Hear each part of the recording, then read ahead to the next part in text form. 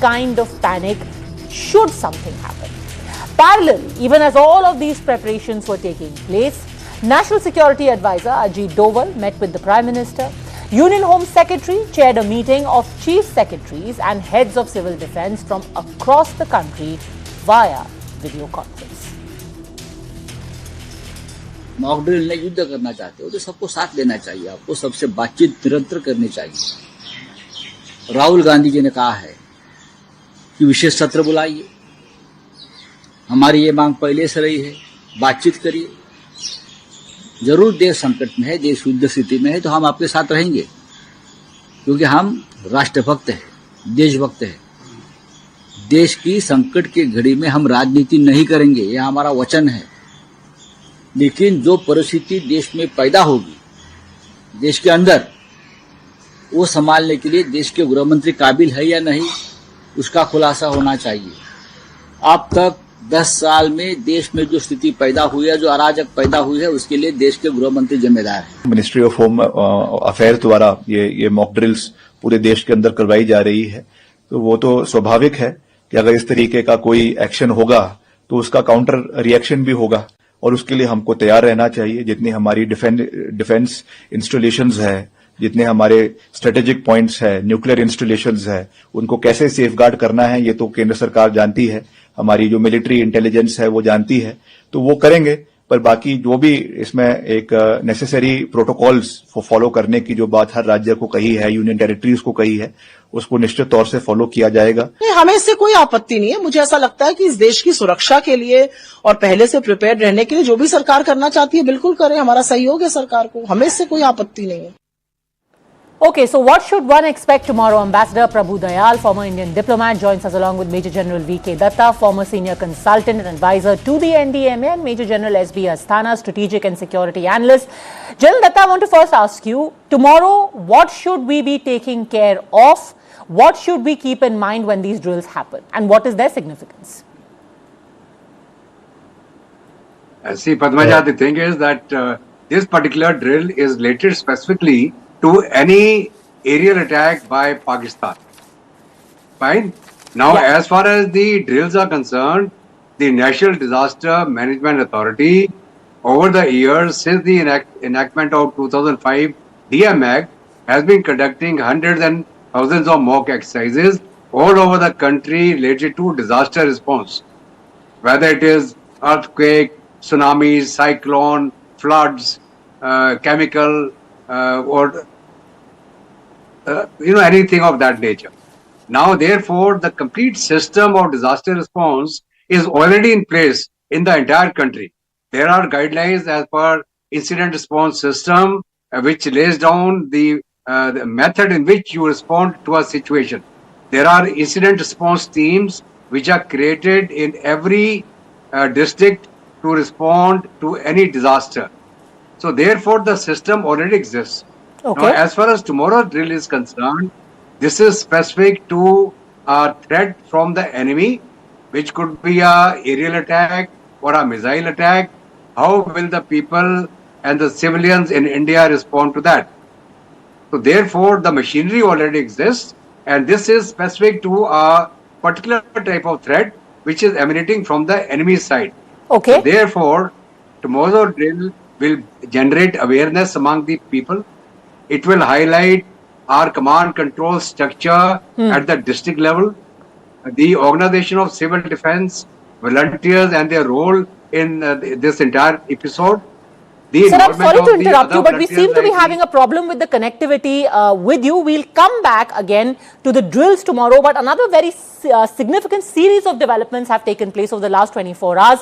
Like we said, there is a preemptive strike already that India has carried out. Within our country, we have plenty of skeptics about whether the step of cutting off water to Pakistan has really achieved anything. On the day itself, when the Prime Minister has said that Pakistan is going to be made to pay, and when the Indus Water Treaty was put in abeyance, many people said all of this is an eyewash. The fact is that water strike is beginning to have effect. And it's not even us saying it. Here is what the Dawn newspaper wrote in Pakistan today. In an article titled, "Chenab parched after India reduces water manifold," the Pakistani newspaper has said that the inflow of water into Chenab in Pakistan has reduced by over 91% only between Sunday and Monday. A picture of the Chenab that you see on your screen right now at 0 point near Sialkot, where the river enters Pakistan, also bears out this claim. Further, Pakistani media has said that these waters are being used to fill up 3 Indian reservoirs at the Pakal Duil Dam, Baglihar and Salal, which have a combined capacity of 1.2 MAF or million acre foot. Now, the bigger worry is that if and when India decides to suddenly release this water that it has stored, the sudden discharge will create a flood-like situation in Pakistan. So if Pakistan is concerned, they are absolutely right. They should be concerned. It is a problem that they should be prepared for. Remember, India put the Indus Water Treaty in abeyance soon after the April 22 Pahalgam attack, and the Chenab River is also a part of that Indus River system. Almost all gates of the Baglihar and Salal Dam have been kept closed, but bits of water are being released from only one gate as a routine act to ensure that there isn't a significant effect on marine wildlife. Locals also attest to the fact in India that the water level in Chenab that used to be at 25 to 30 feet has now been reduced to 1.5 to maximum 2 feet. If Pakistan is facing short-term shortage, this is something that they'll be able to tide over soon, right? Wrong. According to their own assessment, there is already a 21% water shortage in early Kharif season, which could get worse with time. An official told the Dawn that Chenab water is critical for Pakistan's irrigation system, and its canals irrigate a vast tract of agricultural land in Pakistan's Punjab. So, it is this area where most Pakistani elites and generals own large plots of agricultural land, which will feel the pinch, and they already are feeling that pinch. And it's not us saying it, it is Pakistan who is saying this. And speaking of Pakistan, I actually want to play out for you what Khwaja Asif said. He was complaining that this is a violation of international treaties and India should be dragged to international courts for what they have done vis-a-vis the Indus Water Treaty. Listen in. अभी अगर किसी इस किस्म की वो mentality अगर मोदी ने apply करने की कोशिश की जो गजा में अप्लाई हो रही है या जो नेतन्याहू अप्लाई कर रहा है या जो नेतन्याहू के जो अलाइज हैं वो अप्लाई कर रहे हैं उनको उसको मदद कर रहे हैं उसको मुसल्लह कर रहे हैं तो यहाँ पे आगे पाकिस्तान जो है वो उस तरह का जवाब देगा कि तारीख याद रखेगी कि किसी कौम ने आगे से जवाब दिया था तारीख याद रखेगी सर इंडिया पाकिस्तान हम अगर हमारी एग्जिस्टेंस खतरे में पड़ी हमारे खिलाफ इस किस्म का कदम उठाया गया कि पाकिस्तान को जो है खुदा न खास्ता जो है हमारी जो एग्जिस्टेंस है वो खतरे में हुई तो फिर जो है अगर हम नहीं तो कोई भी नहीं है फिर Ambassador Prabhu Dayal, can Pakistan ask for any action to be taken against India for putting the water treaty in abeyance? Well, you know, I'm sure that the government has factored this in. Pakistan could try to take steps against India in regard to the Indus Water Treaty, but I'm sure that there are enough mechanisms available to us for justifying why we have taken this step. First of all, there is the qualitative change in the bilateral relationship. You can't be good to a country if it is so consistently hostile. Now, let me mention that India has a whole range of options available on the table. The option of putting the Indus Water Treaty in abeyance is one such option, but there are plenty of other options, and Pakistan is beginning to feel the pinch. Let me also mention that I had served in Pakistan in the early 1980s, and I used to hear this rant from the Pakistani generals that they will bleed India by 1,000 cuts. And we have been too nice to Pakistan. Frankly, the time has come when we should adopt as our policy that we will break up Pakistan by 1,000 blows. And those blows will consist of economic steps. They could include military strikes. All options are on the table. But certainly, geopolitical factors are very important. There is great insurgency within Pakistan itself, from the Baluchis, from the Pashtuns. Pakistan's relations with Afghanistan are hostile. We should use all these factors to break up Pakistan. And frankly, no country is destined to last forever. Countries have come and gone, empires have come and gone. Pakistan is destined to break up. It is a country where the Punjabi majority ruthlessly crushes the minorities such as the Pashtuns and the Baluchis, who are now up in arms.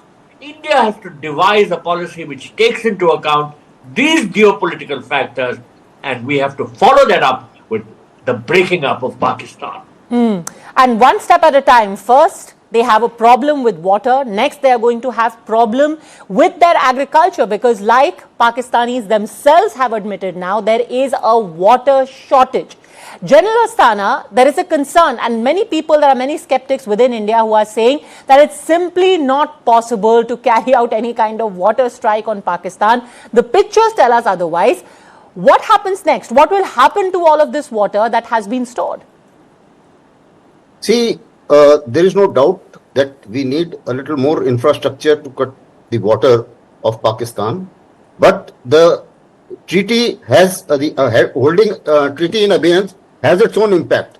Most importantly, firstly is the intention. Intention is very clear that we have to punish Punjab, where Pakistan military has maximum land and maximum stakes, and their hierarchy, most of the hierarchy comes from Punjab.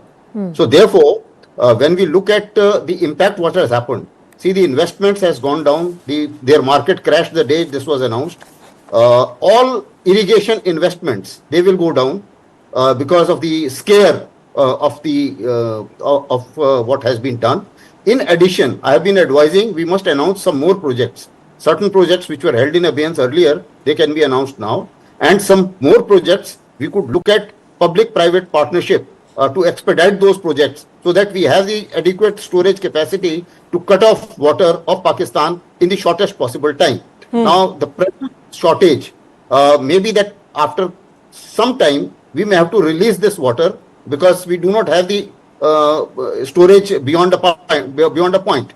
So what is going to happen is, now that with this treaty in place, this treaty held in abeyance, we don't have to give them the hydrological data. So the moment we release, they will have floods and they will have to bear with it as well.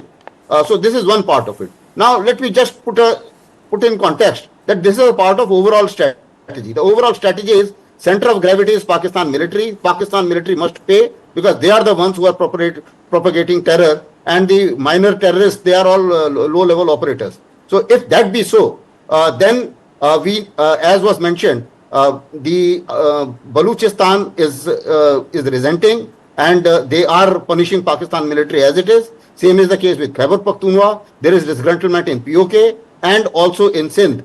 The only state which was pro-military was Punjab, and that is a prosperous state. And the life of that state is water. So that is why a strike on water, it makes perfect sense to make people of Pakistan realize that because of the dastardly acts of Pakistan military, they are the ones who are paying the price. And therefore, giving all levers of power to Pakistan military is not in their interest, is not in the interest of Pakistan. So this realization must come. So basically the entire strike is against this realization. Because at the end of the day, the impact of Pakistan military must come down. The impact of Pakistan military leaders, including their chief, that must come down. And he must bear the brunt of bringing the Pakistan society onto the brinks. And that, I think, then everything fits into the picture. General, are you surprised at the way in which this sudden effect has been seen? The fact that you've got Pakistan admitting that 21% water shortage is happening in the early Kharif season, that agriculture is going to be impacted, so food supply could likely go down, and within a matter of 24 hours, between Sunday and Monday, just at 0 point, the water level in the Chenab has dropped by almost 90%. Yes. See, we are going to use the water as a weapon now against Pakistan. We have not abrogated the IWT. We have only suspended it. And by suspending, we are not obliged to share any data with them. Now we will release water when we feel like. We will store water when we feel like. When they need the water, we will stop it. When there's rains and heavy floods likely, we'll open the water and we'll drown the Pakistanis. Now you see the reaction of the entire Pakistan as a nation and the Pakistan army. Our Prime Minister said that we are going to go after the terrorist infrastructure in Pakistan and we are going to hunt down and finish off anybody who was involved in planning, perpetuating and abetting this crime. So therefore you see the reaction in Pakistan was that the Pakistan army has mobilized. We didn't say that we are going to start a war. So they have themselves given away their hand that it is the Pakistan army which is involved in terrorism. And now when India is going to come after them, they are running like headless chickens and creating all kind of hue and cry. Well, to give them credit, sir, there have been plenty of Pakistani generals, Pakistani politicians, famously Imran Khan himself, who said we should stop aiding and abetting terror because that is the bane of our society. But at every front, whether it be the backlash they are facing from their own people in Khyber Pakhtunkhwa and Balochistan, within Pakistan, imagine what happened to them internationally. Pakistan sought an intervention at the UNSC. There was a closed-door meeting that was held to declare the entire situation. During the talks that lasted for over an hour, what happened? The UN simply refused to accept Pakistan's narrative. What were they trying to push? They were trying to push the narrative that there was a false flag operation carried out by India itself in Pahalgam. Pakistan had repeatedly labeled the attack as a false flag operation. In fact, the UN questioned Pakistan on the involvement of the terror outfit Lashkar-e-Toiba. Some of the members specifically brought up the fact that tourists were targeted based on their religion. Many of them were concerned that Pakistan's missiles tests and nuclear weapon rhetoric could escalate the already worsening situation. The apex world body also demanded accountability from Pakistan and advised them to sort out issues bilaterally with Delhi. I understand the raw feelings following the awful terror attack in Pahalgam on 22 April. I once again strongly condemn that attack and extend my condolences to the families of the victims. Targeting civilians is unacceptable, and those responsible must be brought to justice through credible lawful means. It is also essential, especially at this critical hour, to avoid a military confrontation that could easily spin out of control. Pakistan's effort at grandstanding have faltered. It has flopped, in fact, and they're making the best of a bad bargain where they couldn't get any purchase among the 15 members and are now trying to sell it for their domestic audience, because you would have noticed that they did not even answer a single question from the media, because everything would have come out. And that's the sad reality of Pakistan's place in the international community today, that nobody takes their view into account, and there is no resonance for their nuclear bogey or Indus Waters Treaty argument or argument about an imminent attack. All these three were made repeatedly in the Council with no traction. The India-Pakistan question was last time discussed in a formal meeting in 1965. So Pakistan thought that perhaps it could use a channel of this sort to try and bring the issue between India and Pakistan onto the front burner.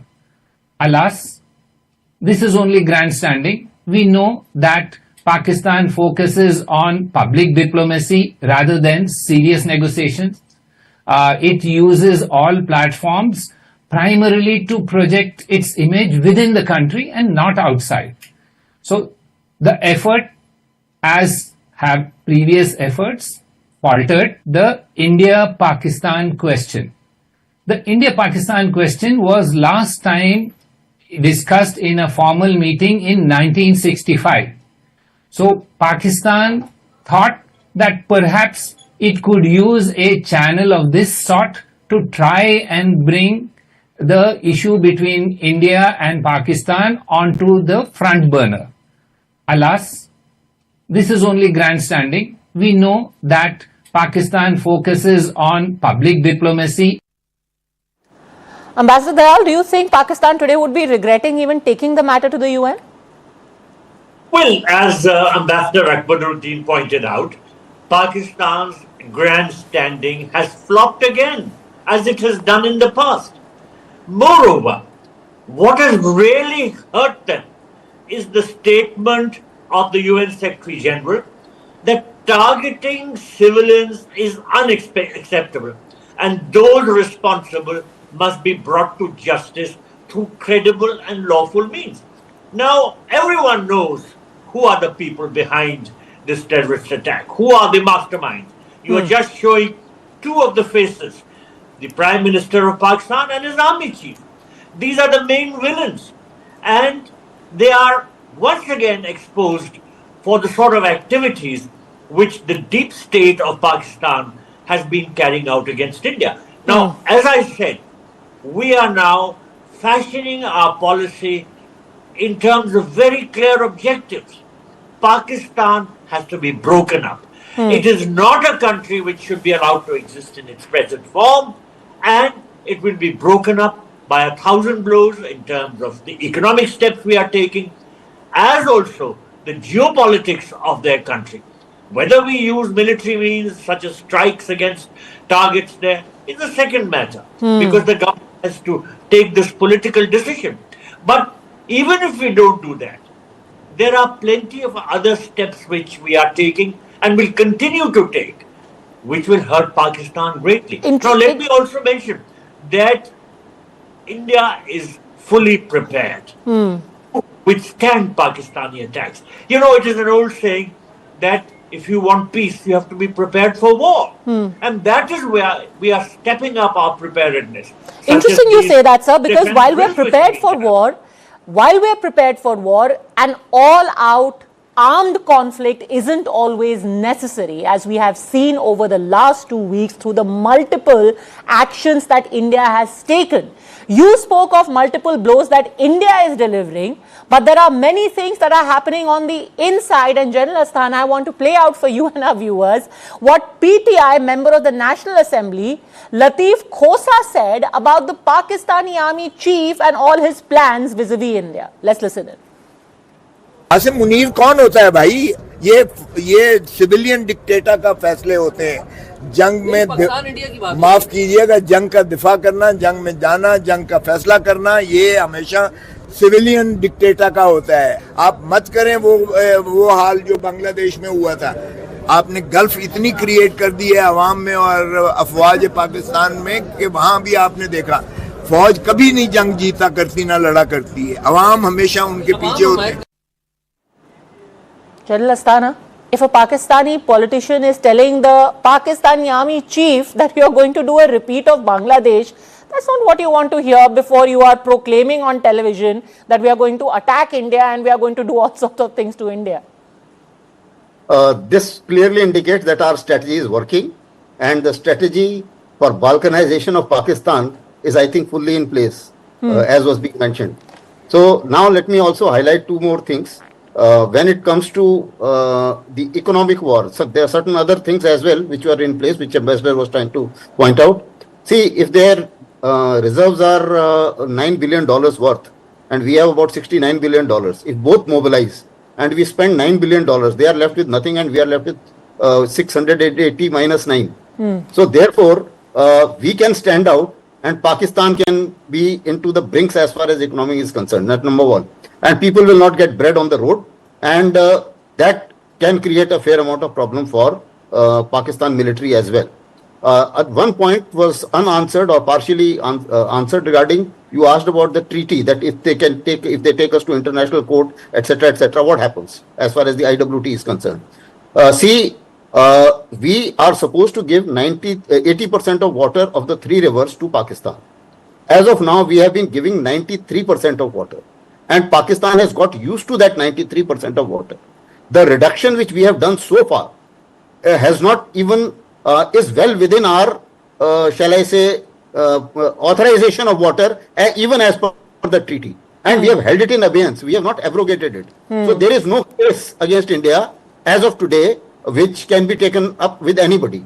It's a bilateral treaty, although it was brokered by World Bank, but it does not take any, it does not give them any liability or liability for India to follow what World Bank has said. Okay. We are a lower riparian for China. They don't have any treaty with us. And nobody in the world has said that China should be held accountable for not having a treaty with India. So the question is that there was a treaty, the conditions have changed. Also, we have been telling Pakistan repeatedly, even before this action took place, that we need to renegotiate this treaty. And they have been dragging their feet. So therefore, we are on a very strong wicket legally as well, and internationally. So I don't think there is any problem in doing what we are doing, and I'm sure it is going to impact them. And you have already shown a fair amount of clippings to indicate as to how it is impacting them. General Datta, final question to you. You heard what Lateef Khosa said. There was one MP I heard on TV saying कि भाई जंग होगी मैं तो London जा रहा हूँ. Then you had Fazlur Rahman yesterday who inside their parliament said कि यहाँ जंगे हालात हो रहे हैं, कोई यहाँ पे serious ही नहीं है, कोई आदमी ही नहीं आया जिसका कुछ भी यहाँ पे importance हो. What is Pakistan doing? They are saying all sorts of things about war, but are they serious or is this just hollow threats as has been pointed out by their own people? See, unfortunately, Pakistan is being dragged into war by this mad mullah Asif Munir. And nobody in Pakistan, in his logical mind, would have thought of going to war with India. Now the question of terrorism and their continued support to terrorism. But Khwaja Asif seems to be very enthusiastic. He's coming on television channels every day and saying war, war, war. Yeah. See, it is a guy who's now so scared that he doesn't know what to do. He has put his hand into a tiger's mouth and the tiger is going to bite it now. Therefore, the people in Pakistan, they should actually wake up and throw this Pakistan army, push them back into the barracks and negotiate with India like logical human beings. India is a very magnanimous country. We have always been telling them to stop terrorism. We'll have good neighborly relations. They don't want to do it. Bleed India with 1,000 cuts. Okay. So chot sunar ki, ek lohar ki. Abhi lohar ek chot maar raha hai. You know, this is that one blow by India where we're going to demolish this country. Okay. We are going to bring them to their knees now. Well, Asif Munir wants to push his country into war. Does his country want to go into war? I don't think the choice is for them to make anymore. India has made its stand clear. Thanks very much, all gentlemen, for joining us with your wisdom. Tomorrow is a critical day. Drills across the country. Please cooperate. No reason to panic. I'll see you tomorrow.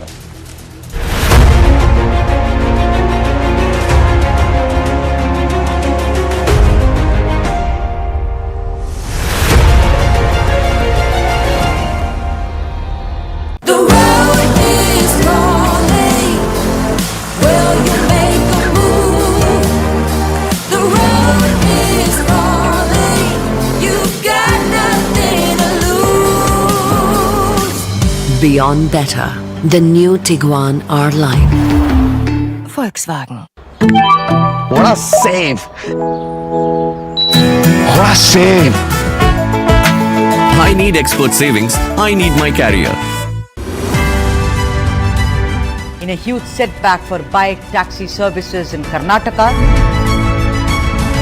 Tamil Nadu races ahead with 9.69% growth rate. India's fastest growing state this year. Good for Tamil Nadu. You may not be directly involved with what your son or daughter does, but your influence does work. My name is Sudha Sadanand. Welcome to the South Indian.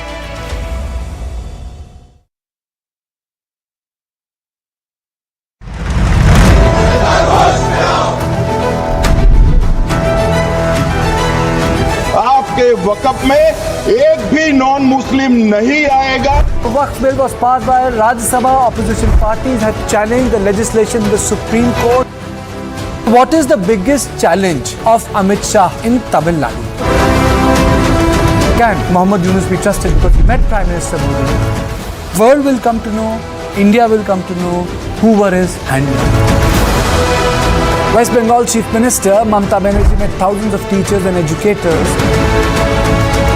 Tharoor said that it took 21 months for Bharatiya Janata Party to impose president rule in the state.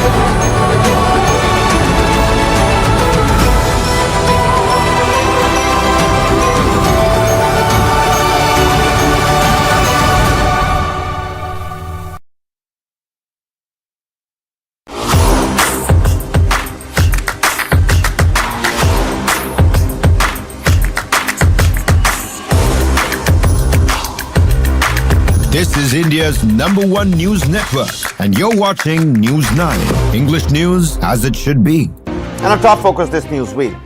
Just a day to the exercises now. Hectic preparations are underway for a civil defense security drill that is going to be taking place across the length and breadth of the country. Now, the last such drill was conducted in the run-up to the 1971 war between India and Pakistan. Several high-ranking officials, including DG Civil Defense and DG NDRF, they attended a high-level meeting at the Home Ministry called by the Union Home Secretary Govind Mohan. And the meeting took stock of the preparations for the mock drills in 244 designated civil defense districts of the country. The mock drill preparations are underway across the country. We've got visuals coming in. I'm going to ask the control room to help the viewers with those visuals. But the last time such mock drills were conducted was back in 1971. The drills, these operationalizing civil defense